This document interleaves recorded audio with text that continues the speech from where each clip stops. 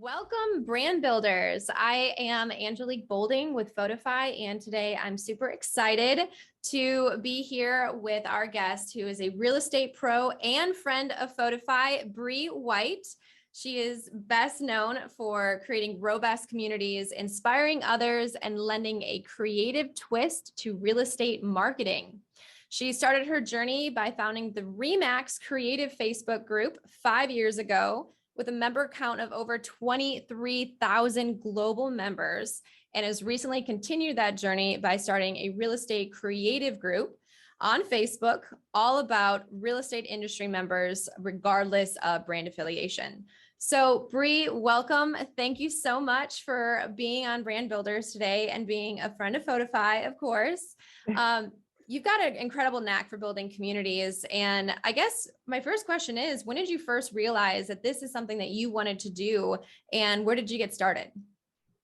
So I didn't have any intention to make this what it is today. It just kind of took a life of its own, which is kind of cool.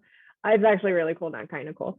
But I was the girl who would make like holiday graphics for other ReMax agents and just would put them out in other Facebook groups. And I was like, oh man, I'm not following the group rules, and I hope I don't get in trouble and kicked out. And then the response was so well received that I was like, there might be a need for this. So at the time I went and I asked my broker, I said, hey, do you think I should make a group? And he was like, yeah, go for it. Next thing I knew, we just kept growing and growing and growing. And within 6 months, I had a couple of thousand people in there, and it was all natural and organic. I've never ran an ad or anything for it. And yeah, it's insane.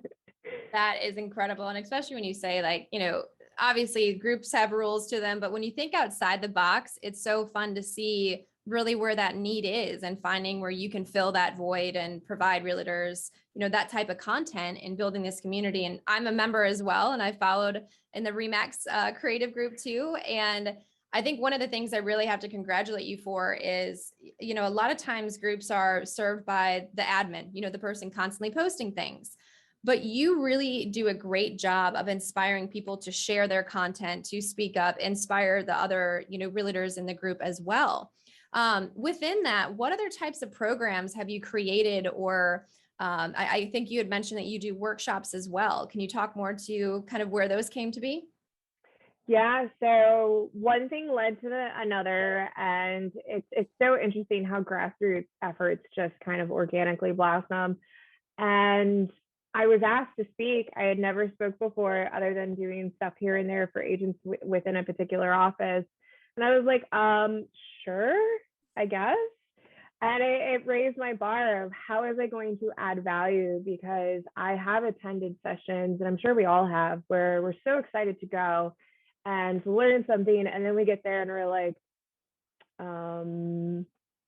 okay, this isn't as much value as I thought I was going to get. So I constantly pushed myself to add more value, and it's grown into something substantially where now I fly to different offices. I've even started one-on-one marketing coaching for people, and it's not anything I had ever intended to do, but I fully love it. I'm passionate about it, and it's fun. It's so rewarding to see someone, like, there's a creative process. You see them start, and then they go to the next step and the next step, and to like get a text message or have someone say, thank you, like, I see the light and how I can grow my brand. It's amazing.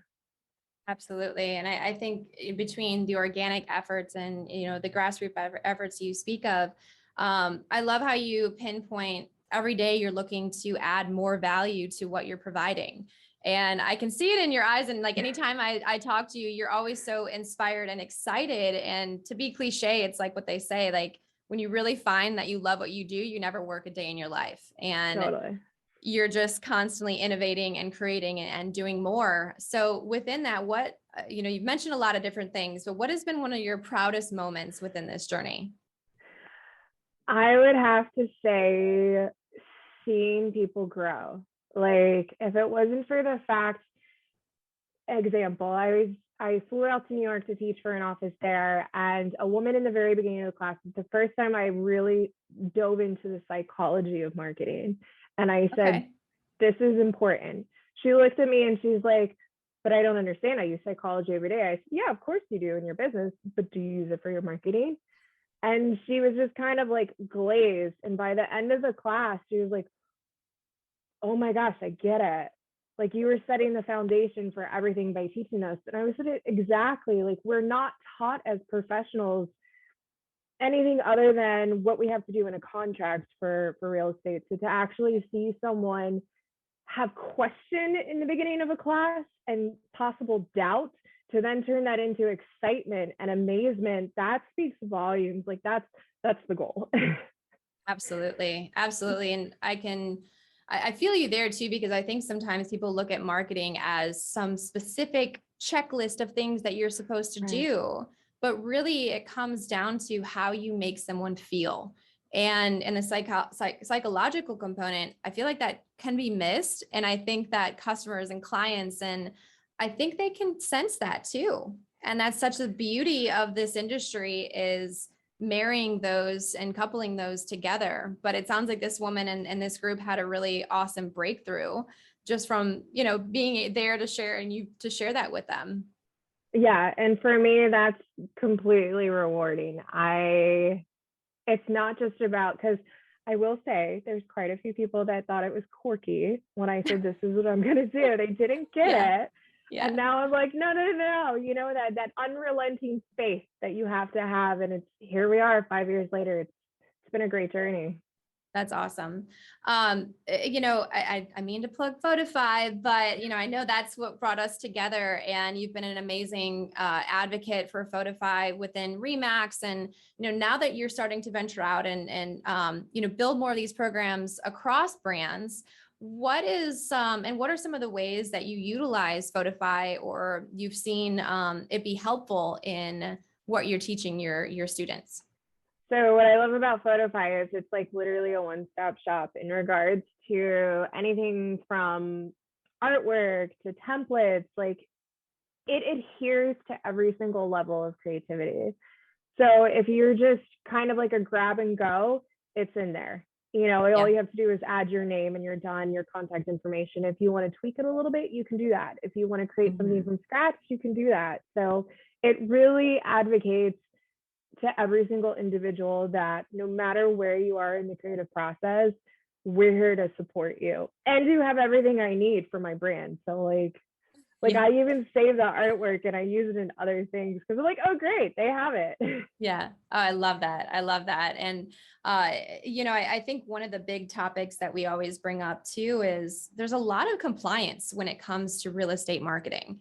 There's compliance globally and nationally and locally. And so that is another conversation that I think is interesting to have with professionals like yourself, because I'm always intrigued by what other resources there are out there that help agents remain brand compliant. And that's a big thing at PhotoFi, is creating these assets alongside our enterprise customers so that the brand's locked down. They can't change the logo colors. You can't do, XYZ to kind of go off script. But, what are some of these other important resources within branding that you found to be helpful for agents to remain compliant, but also give them an opportunity to remain creative? So I have a rule of thumb, especially in my group, that I promote creativity first and brand specific second. And the reason for that is if I said you have to be compliant, you would be so afraid to try that you would be like, that's it. This creativity stuff is not for me. Because I think you can create and then learn like, okay, don't do this. That's not, along the way, which is, we've all been there, right? So I love that. Really get the creative juices out and then have your checks and balances. Yeah. That's awesome.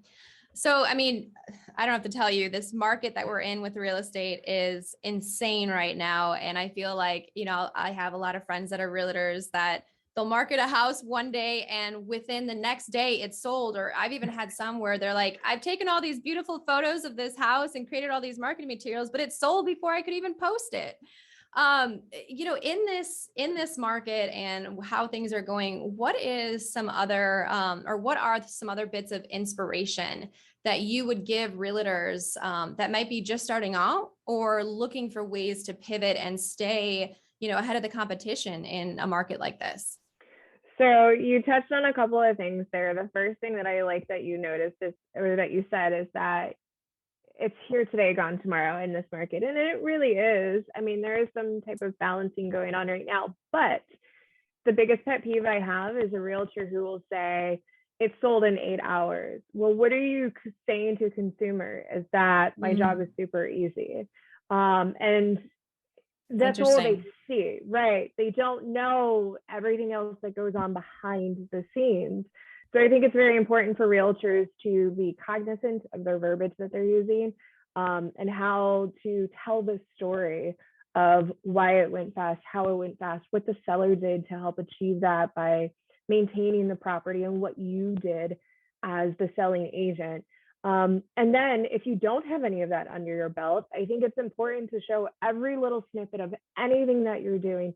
When I first started off full time as a realtor, I had come from being in management within a brokerage. So I was like, oh, what am I going to do? How am I going to make myself look cool here?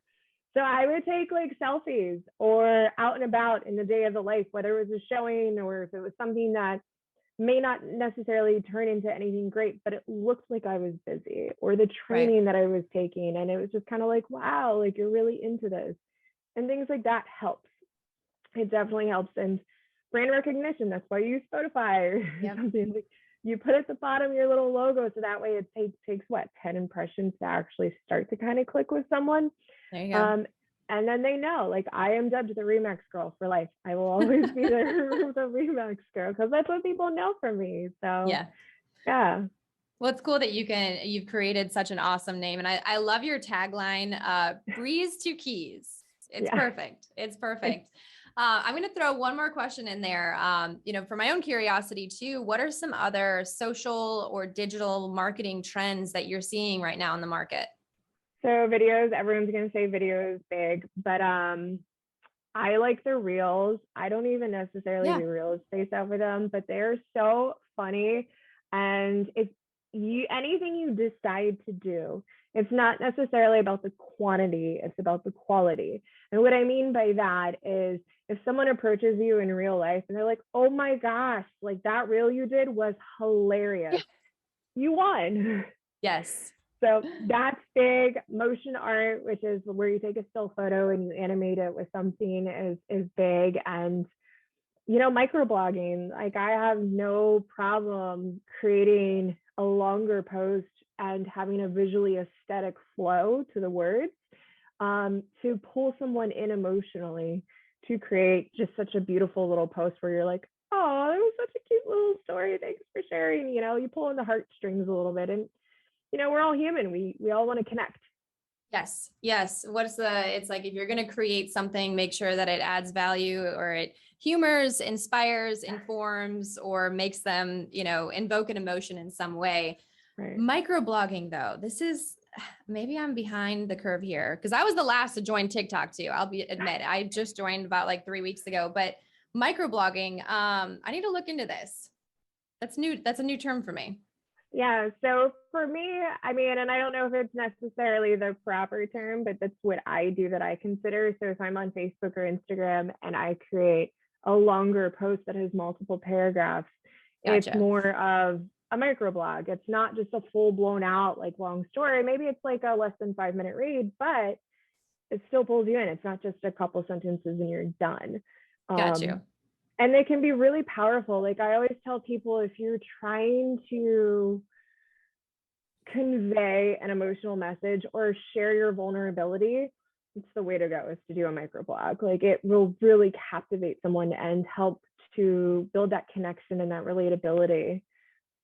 Oh, I love that. And that plays into SEO and help building that as well. Very cool. Well, here's another important aspect. How do people find you? Can we follow Breeze to Keys? So there's a few ways. You can just Google search Breeze to Keys, like there's a breeze outside. Or on Instagram, if you go to Breeze to Keys, which is BREEZETOKEYS, in my bio is a link tree, and Facebook groups are in there. So if you're with ReMax, join the ReMax one. If you're not, and you're just with a real estate brand, join the non one. If you want to do coaching with me, if you want to follow me, it's all in there.